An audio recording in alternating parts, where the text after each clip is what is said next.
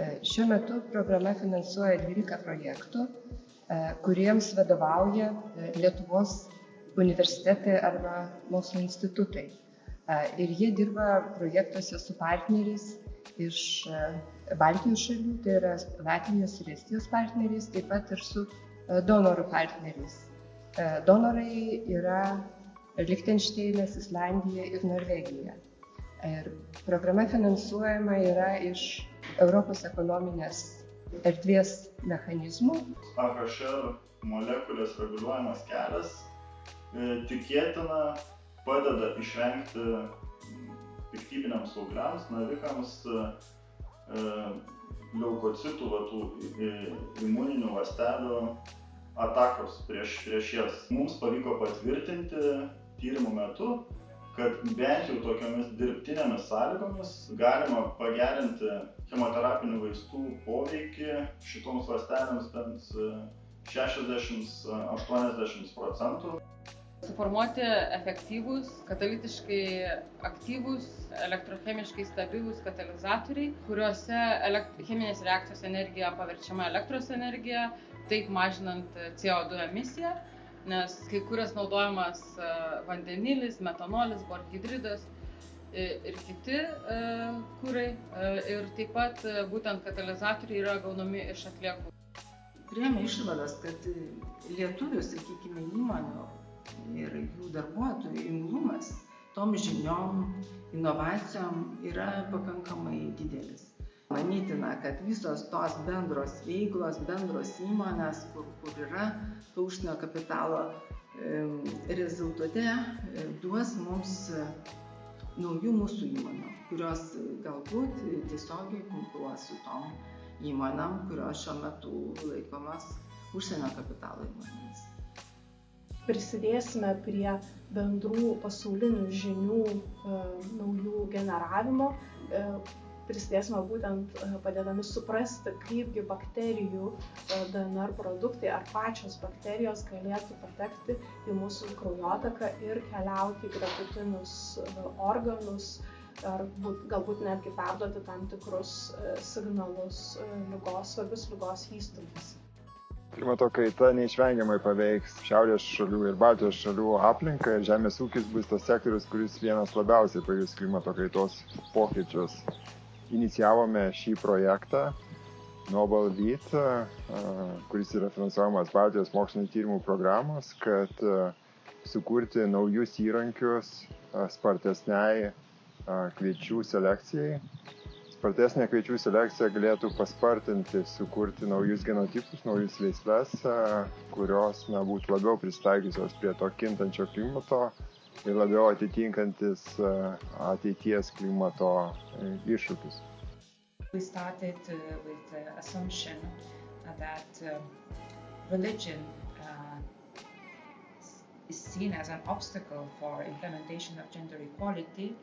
The world we found is much more complex, that women we interviewed had to find their ways through the structures which they believed were connected to religion.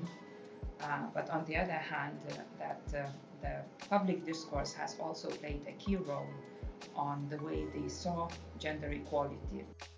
Siekime sukurti, pagerinti naujos kartos saulės elementus. Šiuose saulės elementuose išbandytos Kauno technologijos universitete susintetintos naujos medžiagos. Šių elementų vienas iš privalumų yra tai, kad jie gali sugerti ne tik tiesioginę saulės šviesą, bet ir atsispindėjusią nuo paviršiaus. Šie saulės elementai galėtų būti naudingi būtent šiaurės regionuose, kadangi juose yra mažiau saulėtų dienų, taipogi žiemos metu iškrinta ganėtinai daug sniego. Tai tokie saulės elementai galėtų surinkti dalį šviesos, atsispindėjusios nuo sniego, ir tai pagerintų prietaiso našumą. Šio projekto tikslas, kurį mes darome, yra sukurti internetinę industrinę platformą, skirtą stebėti ir atlikti diagnostiką elektrinių įrenginių. Visiems šitiems darbams atlikti puikiai tinka panaudoti įvairūs dirbtinio intelekto modeliai, kurie leidžia iš sukauptų duomenų pasakyti tikimybiškai, kada gali įvykti gedimas. Turime tikslą sukurti metodiką, pagrįsti savo metodiką mokslu ir pagerinti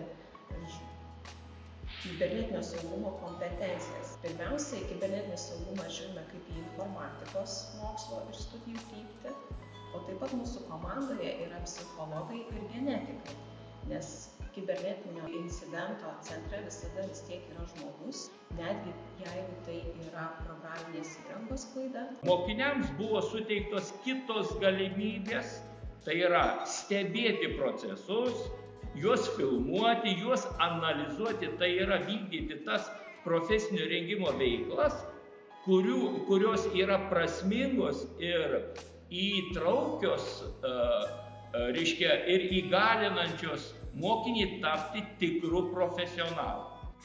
Mūsų projektas apsiėmė pagaminti tvarę valdomąją dangą, kurią jūs šiuo metu aš laikau rankoje.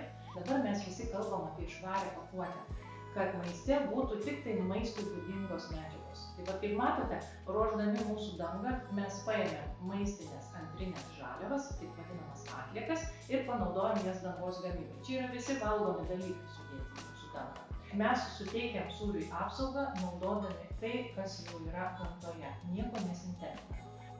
Projekto išvados yra reikšmingos ne tik ekonominės politikos formuotojams, bet potencialiai ir verslininkams. Mūsų projekto kolegų iš Norvegijos tyrimas parodo, jog įmonių valdymas gali būti svarbi dimensija, kaip geriau prisitaikyti prie neigiamų sukrėtimų. Pavyzdžiui, šeimos įmonės patiria mažesnius neigiamus padarinius negu įprasta medianinė įmonė ekonomika. Mes taip pat randame, kad tokie sprendimai kaip investicijos į inovacijas, produktyvumą, o taip pat naujų prekybos partnerių paieška bei kai kurių ryšių išlaikymas, tarkime, neprekiaujant ypač daug, gali būti tiesiog pigesnė arba lengvesnė prisitaikymo priemonė, kuomet paklausa arba kitos aplinkybės staiga ir netikėtai pasikeičia. Projektai turės reikšmę ne tik mokslui, bet ir įtaką visuomenį, įvairiom socialiniam grupėm. Lietuvos universitetai bei mokslo institutai, tyrėjai ir visas Baltijos regionas tampa labiau matomas. Ir ne tik Europoje, bet net ir visame pasaulyje. Ta iš tikrųjų liudija atstovai projektuose, kad jie sulaukia jau dabar pasiūlymų jungtis į kitus projektus arba atlikti tam tikras užduotis.